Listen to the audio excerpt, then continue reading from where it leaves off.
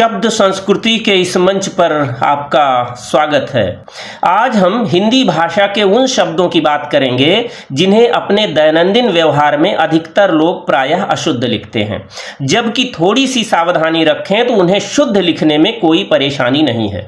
मैं समझता हूं कि इस विषय पर हर हिंदी भाषी को ध्यान देना ही चाहिए। इसके अलावा जो छात्र यूपीएससी, यूपीपीसीएस, एसएससी, टेट वगैरह के लिए हिंदी में तैयारी करते हैं या स्कूल कॉलेजों में पढ़ते हैं, उनके लिए तो खैर सबसे ज़्यादा काम का है, क्योंकि इससे जुड़े सवाल परीक्षा में प्रायः पूछे जाते हैं।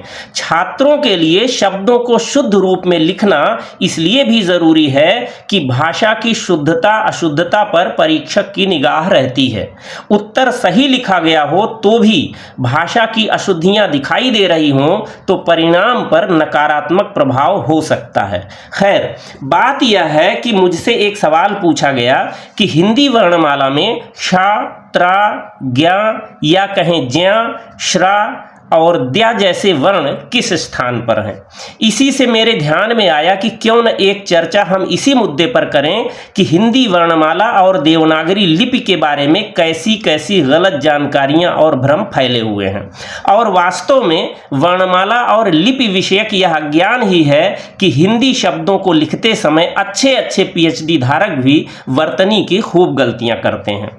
होना तो यह चाहिए कि हिंदी लिखते समय वर्तनी की एक भी अशुद्धि न हो, क्योंकि हिंदी ने संस्कृत भाषा की जो देवनागरी लिपि अपनाई है उसमें ध्वन्यात्मकता की विशेषता ऐसी है कि उसमें जैसा बोला जाता है वैसा ही लिखा भी जाता है।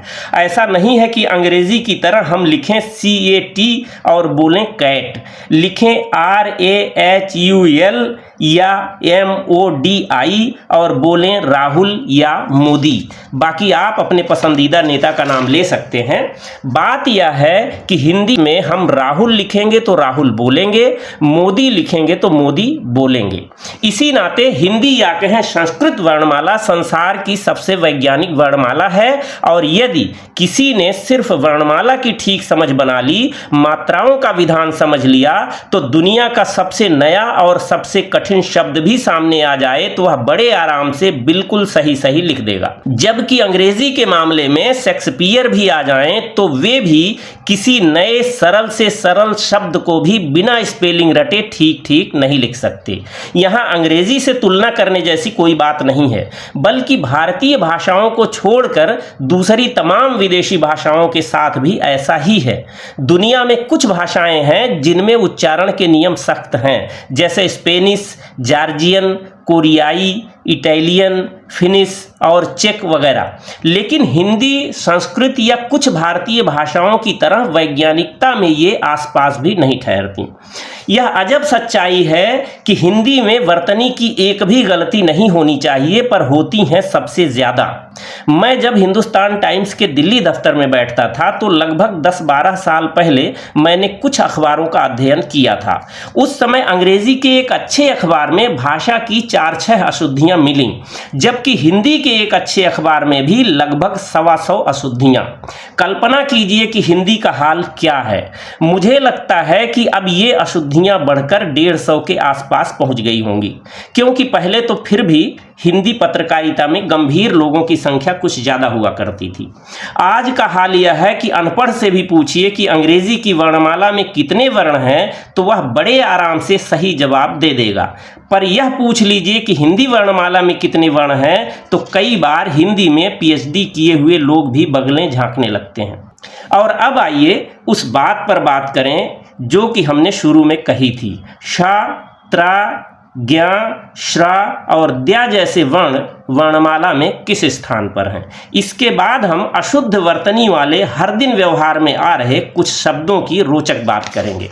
आप वर्णमाला पर ध्यान देंगे तो समझ में आएगा कि शा, त्रा, ज्ञा या कहें ज्ञा, श्रा और द्या स्वतंत्र वर्ण हैं ही नहीं।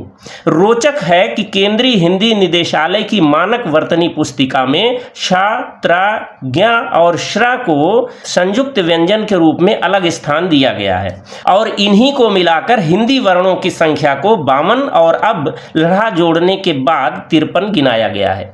मेरा प्रश्न यह है कि यदि संयुक्त व्यंजनों को आप स्वतंत्र वर्ण की तरह गिनेंगे फिर तो द्वा, द्रा, क्रा, हना, ला, ट्रा जैसे तमाम संयुक्ताक्षरों को भी जोड़कर अलग दिखाने का तर्क आराम से बन जाएगा। खैर, पहले शा अक्षर को देखें तो पता चलेगा कि यह का और शा को मिलाकर बना है, इसलिए संयुक्त व्यंजन है, स्वतंत्र नहीं। का धन मूर्धन्य शा बराबर शा। त्रा के बारे में ज्यादा भ्रम नहीं है, क्योंकि जब ता में रा की तिर्यक रेखा मिलाते हैं तो इसकी संरचना में बस हल्का सा परिवर्तन होता है। सबसे अधिक भ्रम जिन अक्षरों के बारे में है उनमें से ज्ञा सबसे आगे है। इसे स्वतंत्र वर्ण तो लोग समझते ही हैं, बल्कि इतना स्वतंत्र समझते हैं कि हिंदी में इसका उच्चारण तक बदल गया है। संस्कृत उच्चारण अब तक सुरक्षित है, पर हिंदी में अधिसंख्य लोग इसे ज्ञा बोलते हैं, जबकि यह बना है जा में या मिलाकर। जा धनिया बराबर ज्या। इस हिसाब से इसका उच्चारण जा और या को मिलाने पर जो होना चाहिए वह होगा, यानी ज्या जैसा। स्वामी रामदेव जी को बोलते हुए सुनिए तो वे सही बोलते हैं। मैं भी हिंदी में ज्ञा बोलता हूं, क्योंकि यह हिंदी के हिसाब से बचपन से अभ्यास में है और मानक जैसा मान लिया गया है। हालांकि मेरा मानना है कि धीरे धीरे हिंदी में भी यह शुद्ध उच्चारण के आसपास पहुंच जाए तो अच्छी बात होगी। बचपन में हमें इस संयुक्त व्यंजन को वर्णमाला के अंत में पढ़ाया जाता था। अंत वाले 4 व्यंजन थे शा, त्रा, ज्ञा, ढ़ा। ढ़ा की ध्वनि आपको मराठी, गुजराती, कोंकणी, मलयालम, तेलुगु, तमिल, कन्नड़, उड़िया, हरियाणवी, कुमायूनी जैसी कुछ भाषाओं में मिल जाएगा, पर उच्चारण में हल्का सा इलाकाई असर महसूस हो सकता है।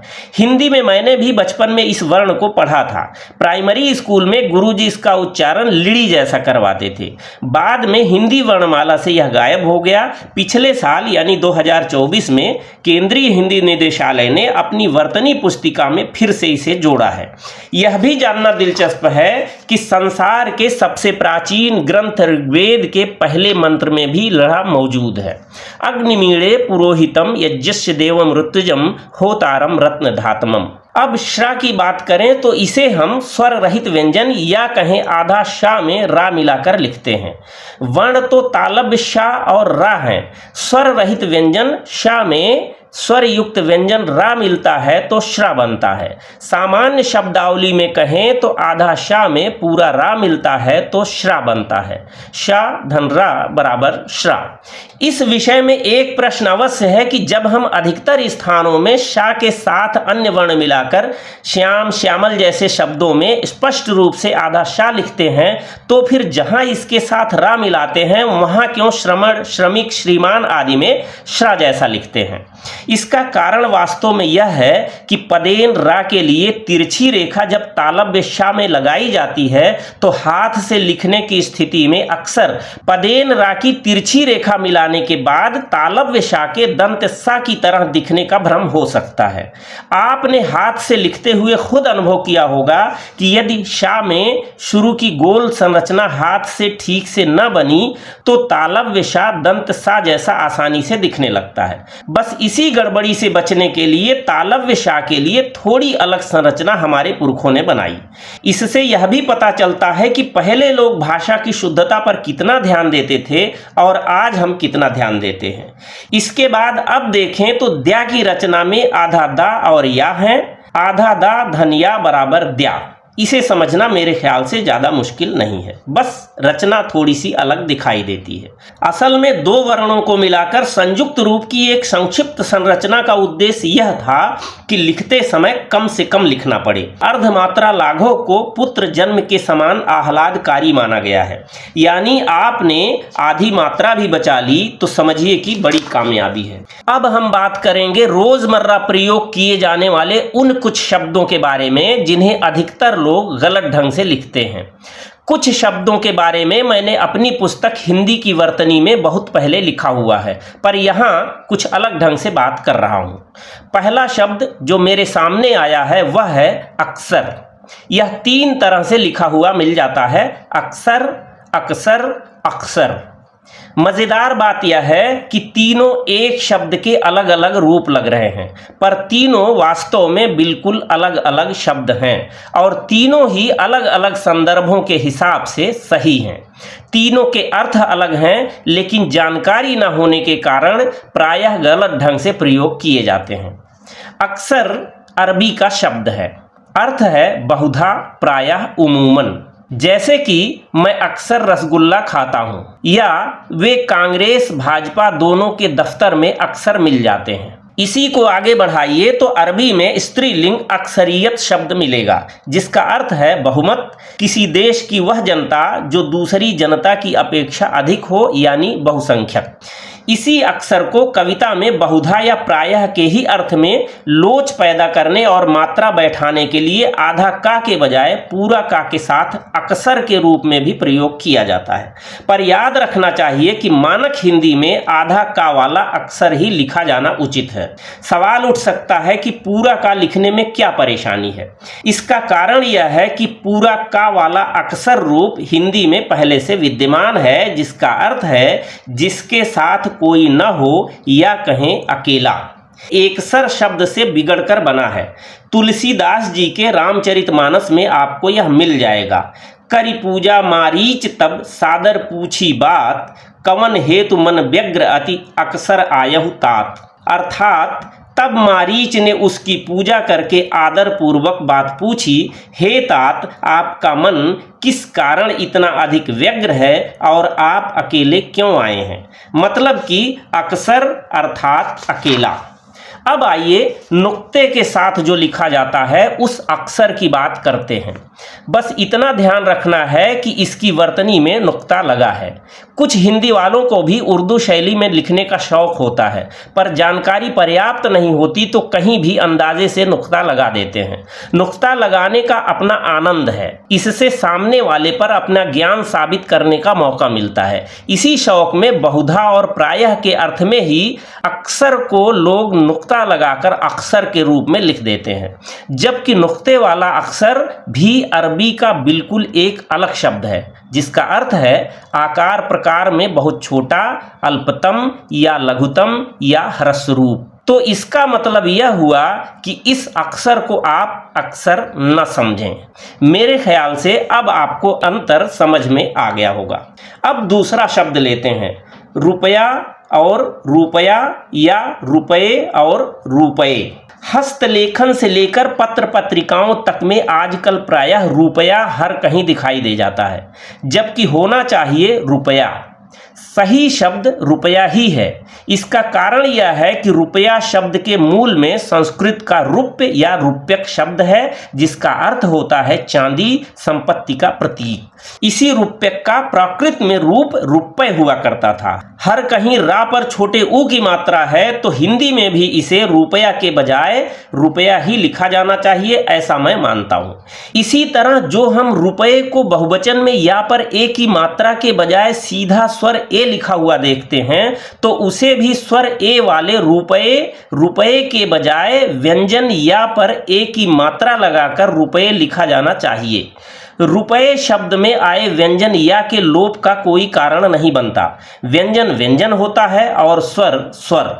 स्वर व्यंजन के साथ रल मिल सकता है, उस पर मात्रा के रूप में सवारी कर सकता है, पर उसे बेदखल नहीं कर सकता। दरअसल या के अंतस्थ व्यंजन यानी स्वर की ओर झुकाव वाला व्यंजन होने के नाते उच्चारण में मात्रा वाले ये को स्वर ये जैसा मान लेने का भ्रम पैदा होता है। परंतु ध्वनि विज्ञान और वर्तनी की वैज्ञानिकता की दृष्टि को ध्यान में रखें तो ऐसा किया जाना उचित नहीं है।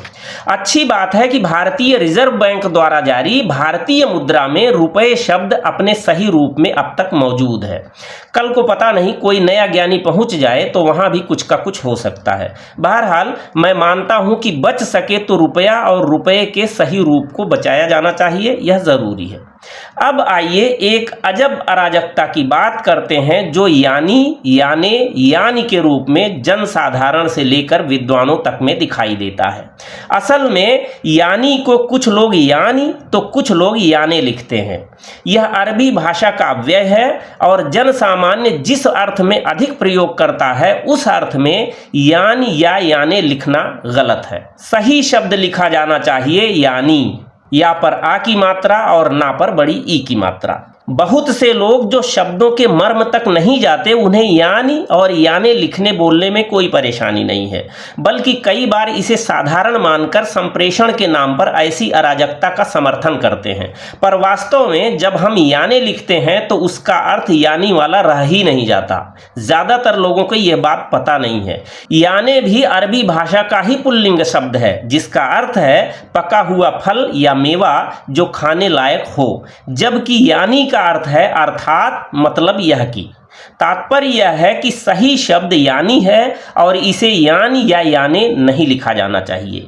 इस यानी को आगे बढ़ाइए तो अरबी फारसी का अव्यय बनता है यानी चे, जिसका अर्थ है इसके मानी, इसका मतलब क्या है, ऐसा क्यों है, आदि आदि।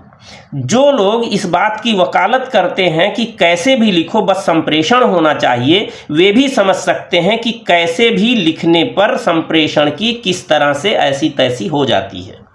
अब बात करें बिना अनुस्वार की बिंदी वाले सन्यास और अनुस्वार की बिंदी वाले सन्यास की। बहुत से लोगों को आश्चर्यजनक लग सकता है, पर सही कहें तो ये दोनों ही शब्द गलत हैं। मेरे लिए हौसले की बात है कि मैंने जब कई साल पहले इस शब्द पर बहस चलाई थी तो कई हिंदी के विद्वानों ने भी नाक भौं सिकोड़ी थी, पर अब मेरे उठाए इस तरह के कई मुद्दों पर छिटपुट बात चलने लगी है। सोशल मीडिया वगैरह पर भी लोग चर्चा करने लगे हैं। सबसे अच्छी बात यह है कि कुछ पत्र पत्रिकाओं ने कुछ शब्दों की वर्तनी में सुधार भी किया है। अराजकता फिर भी बहुत है, पर इक्का दुक्का टीवी चैनल वाले अब जब तक फोन करके शब्दों की वर्तनी पर सलाह लेने लगे हैं तो जाहिर सी बात है यह शुभ संकेत है। असल में कोविड से ठीक पहले की बात है। मैं हिंदुस्तान टाइम्स में मुख्य कॉपी संपादक के तौर पर काम कर रहा था। उस समय कादम्बनी के हमारे इंचार्ज राजीव कटारा जी से एक दिन इसी शब्द पर मेरी बहस हो गई। कटारा जी को लगता था कि सा के ऊपर बिंदी लगाकर लिखा गया संन्यास सही है, पर मैंने कारण सहित बताया कि दो स्वर रहित व्यंजन या कहें दो आधा ना के साथ लिखा हुआ संन्यास सही है। कटारा जी ने पूरे आत्मविश्वास से मेज के नीचे से शब्दकोश निकाला। वे बड़े जोश में थे। उन्हें लग रहा था कि आज उन्होंने संत समीर को कायदे से लपेटे में लिया है। लेकिन मेरा सौभाग्य है कि उनके पास उस समय डॉक्टर श्याम बहादुर वर्मा वाला शब्दकोश था और उसमें वही लिखा था जो मैं कह रहा था। यह बात भी लिखी थी कि दो आधा ना के साथ वाले संन्यास को सा के ऊपर बिंदी लगाकर संन्यास लिखना प्रचलित है, परंतु यह गलत है। वैसे ज्यादातर शब्दकोशों में सा के ऊपर बिंदी लगाकर लिखा गया संन्यास ही मानक के रूप में मिलेगा, जिसे हम हिंदी का दुर्भाग्य कह सकते हैं। यह ठीक है कि हिंदी का अपना स्वभाव है और उसके हिसाब से शब्दों का बदलना अनुचित नहीं है, पर जब शब्द समझदारी के बजाय अज्ञान के कारण बदले जाते हैं तो यह भाषा के लिए अच्छी स्थिति नहीं है। वैसे शब्दकोश अन्य पुस्तकों की तरह पढ़ने की चीज नहीं है, पर डॉक्टर श्याम बहादुर वर्मा वाले शब्दकोश के बारे में मुझे कई चीजें याद हैं, तो इसलिए कि 2 खंडों के इस बृहद ग्रंथ का संक्षिप्त संस्करण मैंने ही तैयार किया था। उस दौरान प्रकाशन की कुछ हल्की फुल्की त्रुटियों की तरफ भी मैंने ध्यान दिलाया था। अब प्रभात प्रकाशन के प्रभात कुमार जी की जिम्मेदारी है कि वे महान विद्वान डॉक्टर श्याम बहादुर वर्मा के देहावसान के बाद इस शब्दकोश को त्रुटिविहीन रूप में प्रकाशित करें। संन्यास के मामले में एक रोचक बात यह है कि करीब 15-16 साल पहले जब मैं हिंदी की वर्तनी पुस्तक लिख रहा था तो मैंने भी मानक के तौर पर सा के ऊपर बिंदी लगाकर संन्यास लिखने को ही मान्यता दी थी। इसका कारण यह था कि केंद्रीय हिंदी निदेशालय, केंद्रीय हिंदी संस्थान जैसी सरकार की देखरेख में चलने वाली संस्थाओं के काम पर मैंने भी आंख मूंद कर भरोसा कर लिया था और मानकर चल रहा था कि जिनका काम ही हिंदी को संवारने का है वे सोच विचार कर ही तय कर रहे होंगे। मेरा माथा तब ठनका जब एक दिन मैंने निदेशालय की पुस्तिका देवनागरी लिपि और हिंदी वर्तनी का मानकीकरण को ध्यान से पूरा पढ़ा। समझ में नहीं आया कि इन संस्थाओं को हिंदी का रास्ता आसान बनाने के लिए बनाया गया है या उसकी राह को और कंटकाकीर्ण करने के लिए।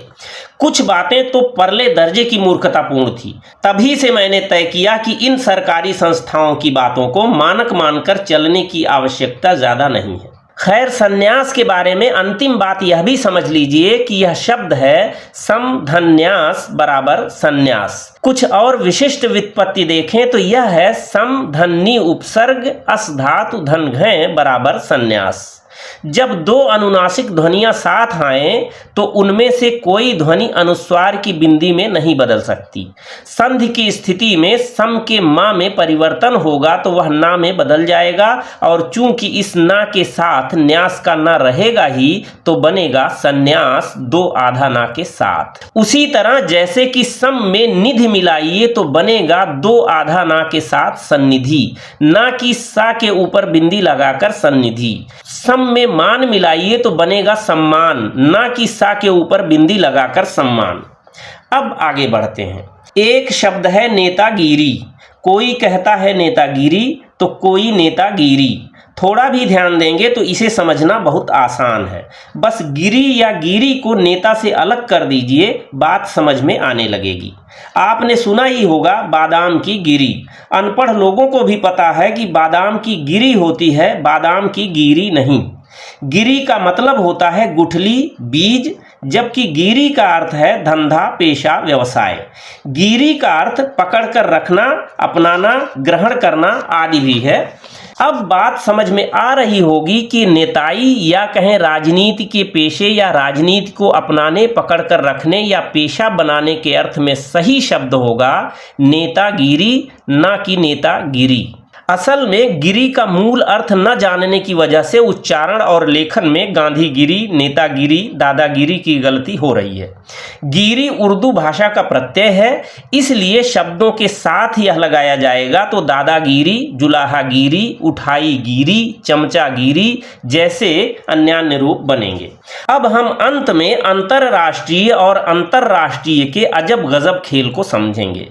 इस शब्द पर बहस बहुत पहले से चल रही है, पर लोग गलत लिखने से बाज नहीं आ रहे। इसलिए समय समय पर सचेत करते रहना मेरे ख्याल से ज़रूरी है। सचेत करने का कुछ फ़ायदा ज़रूर हुआ है कि कुछ लोगों ने अपने लेखन और प्रकाशन में इसे सुधारा है। इसे सुधारना क्यों ज़रूरी है, कुछ देर में आप भी समझ जाएंगे।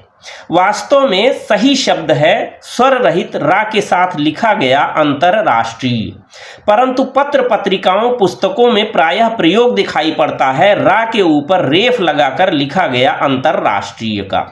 दिखता सीधा है पर यह एक तरह से उल्टा प्रयोग है। बात करनी थी देश विदेश सब जगह की, पर उसे सीमित कर दिया देश के भीतर ही।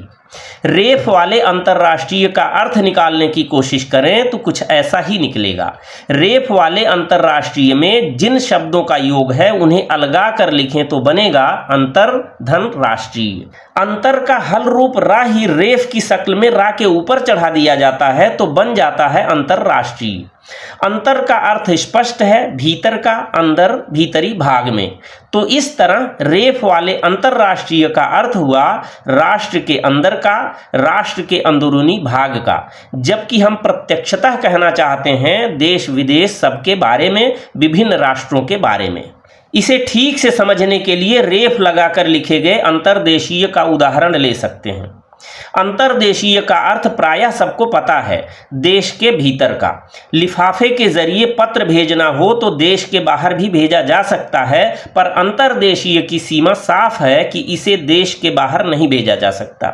यह स्वर रहित रा वाले अंतर को देशीय में मिलाकर बना है। अंतर धन देशीय बराबर अंतर्देशीय। यह देश के भीतर ही घूम फिर सकता है। यही अंग्रेजी में इनलैंड है, जिसका शब्दार्थ स्पष्ट है। अब यदि राष्ट्र को देश की बराबरी पर रखें तो रा के ऊपर रेफ लगाकर लिखे गए अंतरराष्ट्रीय को अंतर्देशीय के ही समानार्थी समझना आपके लिए आसान हो जाएगा। देश विदेश के अर्थ में या कहें अंग्रेजी शब्द इंटरनेशनल के अर्थ में ठीक शब्द बनेगा अंतरराष्ट्रीय। यहाँ रा हल यानी विशुद्ध व्यंजन नहीं है, स्वरयुक्त है। ऐसे में अंतरराष्ट्रीय में शामिल शब्दों को अलग करें तो होगा अंतर धन राष्ट्रीय। रा यहाँ पूरा है, आधा नहीं है। और अब दूरी या फर्क बताने के संदर्भ में अंतर का अर्थ स्पष्ट समझा जा सकता है, यानी बात एक ही राष्ट्र की नहीं, एक से अधिक राष्ट्रों के बीच की है। हालांकि संस्कृत भाषा की दृष्टि से ठीक शब्द होगा अंतर्राष्ट्रीय, परंतु हिंदी के प्रकृति के अनुकूल अंतर्राष्ट्रीय है, तो यही लिखना उचित है। निष्कर्ष यही है कि इंटरनेशनल के अर्थ में अंतरराष्ट्रीय लिखा जाना चाहिए, अंतरराष्ट्रीय नहीं। इसी तरह अनेक शब्द हैं, पर चर्चा बहुत लंबी हो जाएगी, फिर कभी बात कर सकते हैं। ऐसे भी शब्द हैं जिन्हें हम सही लिखते हैं पर उनके अर्थ पर ध्यान नहीं देते, तो गलत संदर्भ में प्रयोग करते रहते हैं। उदाहरण के लिए एक शब्द है हलंत। व्याकरण की पुस्तकें लिखने वाले और हिंदी पढ़ाने वाले लोग भी इसे गलत ढंग से प्रयोग करते हैं। जहां भी स्वर रहित व्यंजन लिखना होता है, वहां जिसे देखिए वही फटाक से बोल देता है हलंत लगा दो या हलंत लगा दिया। वास्तव में हलंत का अर्थ है जिसका अंत हल से हो या जिसके अंत में हल हो। अब यहाँ ध्यान दीजिए तो पता चलेगा कि किसी वर्ण का हल से अंत होने जैसी कोई बात नहीं हो सकती, क्योंकि वर्ण मूल इकाई है या अपने आप में ही आरंभ और अंत दोनों है। वर्ण एक अकेला होता है, कोई वर्ण कई वर्णों का समूह नहीं होता। इस तरह हल से अंत तो किसी शब्द का ही हो सकता है, अर्थात ऐसा शब्द जिसके अंत में हल हो उसे हलंत कहा जाएगा।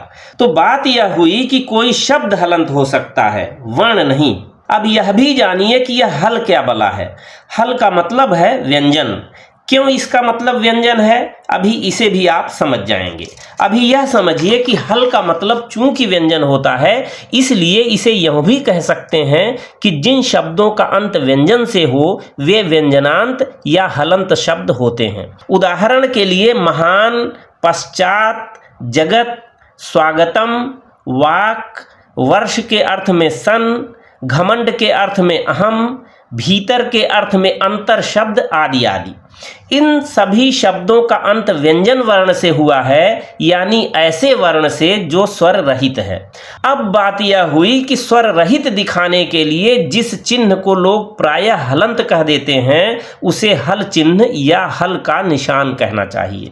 बात यह है कि हल या व्यंजन का चिन्ह शब्द के मध्य में भी हो सकता है। उदाहरण के लिए वाङ्मय, उद्भट, गदगद, उड्डयन, अट्टहास, गड्डी, मुट्ठी, चिट्ठी जैसे शब्दों में मध्य में हल चिन्ह लगाया गया है। मैं उम्मीद करता हूं कि आप समझ पा रहे होंगे।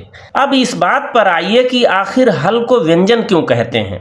पाणिनि की अष्टाध्यायी के शुरू में ही 14 सूत्र दिए गए हैं। देवनागरी वर्णमाला इन्हीं सूत्रों में समाई हुई है। इन्हें ही हम आप माहेश्वर सूत्र भी कहते हैं। ये सूत्र हैं आयुण, ऋलृक, एओंग, एओच, हैवरट, लण, यमंगणनम, झभय, घटदस, जब गडदस, खफ छठत चट्टौ, कपय, शशर, हल। जिस तरह से हम समाजवादी पार्टी, भारतीय जनता पार्टी जैसे बड़े बड़े नामों के लिए सपा, भाजपा जैसे उनका संक्षिप्त रूप बनाते हैं, उसी तरह से संस्कृत व्याकरण को समझाने और याद रखने के लिए भी संक्षिप्त रूप बनाए जाते हैं, जिन्हें प्रत्याहार कहा जाता है। उदाहरण के लिए अच, अल, अण, उण, हल, अक, इक, यण जैसे संक्षिप्त रूप प्रत्याहार हैं। मान लीजिए कि आप अच प्रत्याहार का उदाहरण लेते हैं, तो यहाँ अच का मतलब हुआ कि आ से चा के बीच में जितने भी वर्ण आते हैं वे। आप सूत्रों पर ध्यान देंगे तो पता चलेगा कि आ और चा के बीच में सारे स्वर वर्ण आते हैं। यहाँ यह भी ध्यान रखना चाहिए कि हर सूत्र का अंतिम वर्ण बस सूत्रों को याद रखने के लिए है, गिनती में उसे विलुप्त मान लिया जाता है, अंग्रेजी के साइलेंट वर्ण की तरह से। इस बात से समझिए कि जब कोई अच कहे तो मतलब हुआ कि वह पाणिनि के 14 सूत्रों में मौजूद आ से लेकर चा तक के बीच के वर्णों यानी वर्णमाला के स्वरों की बात कर रहा है। इसी तरह हल प्रत्याहार का मतलब हुआ हा से लेकर ला तक के सारे वर्ण। पाणिनीय सूत्रों को ध्यान से देखेंगे तो पता चलेगा कि हा और ला के बीच में वर्णमाला के सारे व्यंजन मौजूद हैं। अर्थात जब हल कहा जाए तो मतलब हुआ कि वर्णमाला के सभी व्यंजनों की बात की जा रही है। मेरे ख्याल से हल और हलंत का मामला अब स्पष्ट हो जाना चाहिए। हल यानी व्यंजन और हलंत यानी वह शब्द जिसका अंत हल यानी स्वर रहित या कहें विशुद्ध व्यंजन से हुआ हो। उम्मीद करता हूं यह चर्चा आपको रोचक और काम की जरूर लगी होगी। आप अपनी तरफ से भी ऐसे भ्रमात्मक शब्द सुझाएंगे तो मैं प्रयास करूंगा कि अगली चर्चाएं उन पर केंद्रित हों, क्योंकि ऐसी चर्चाएं तब आपके लिए शायद और अधिक उपयोगी होंगी। आज बस इतना ही। पूरी बात धैर्यपूर्वक सुनने के लिए बहुत बहुत धन्यवाद।